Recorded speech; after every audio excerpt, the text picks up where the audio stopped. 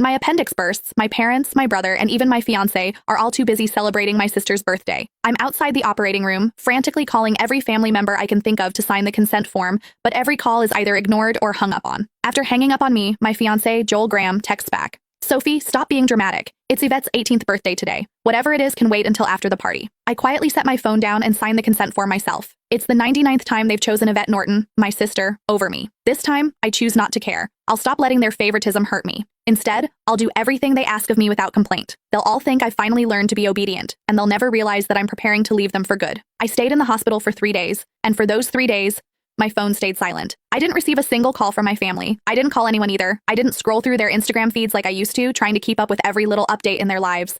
Instead, I just quietly rested in my hospital bed and dragged my weak body around for checkups and payments. Even on the day I was discharged, I didn't tell a soul. I simply packed my own things, endured the pain in my abdomen, and slowly made my way home. When I pushed the door open, the laughter inside the house abruptly stopped. Everyone was gathered in the living room. My fiancé, Joel, was sitting beside Yvette with his arm casually draped around her shoulders. The moment he saw me, he pulled his hand back and gave me an awkward smile. Soph, you're back? Where have you been these past few days? My brother, Joshua Norton, let out a cold snort. Where else would she have gone to? She just didn't want to show up to Yvette's birthday party. She always has to ruin things for her since she can't stand seeing Vivi happy. I didn't say a word. I just headed straight for my room. Joshua seemed surprised that I didn't argue with him.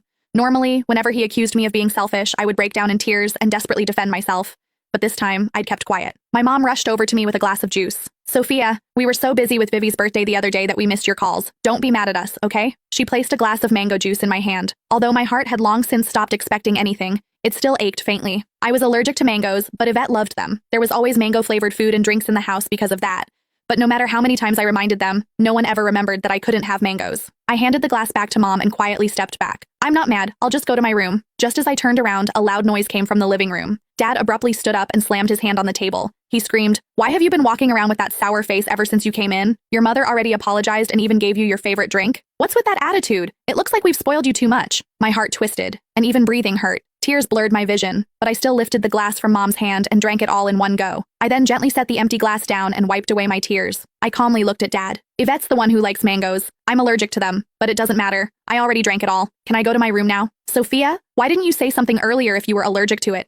Who told you to drink it? You're so stubborn. Mom panicked and quickly patted my back. Dad looked embarrassed, but he still harshly replied, "You could have just explained yourself. You've always had that unlikable attitude. You're nothing like Vivi. She knows how to communicate." Yvette's voice drifted over from the couch. "Dad, don't say that about Sophia. You'll make her sad." She sounded gentle, but the smugness in her eyes was impossible to hide. Yvette had always used my dullness to highlight her perfection. No matter what it was, she loved comparing herself to me. She would only be satisfied when she got to trample me. I should have felt hurt, but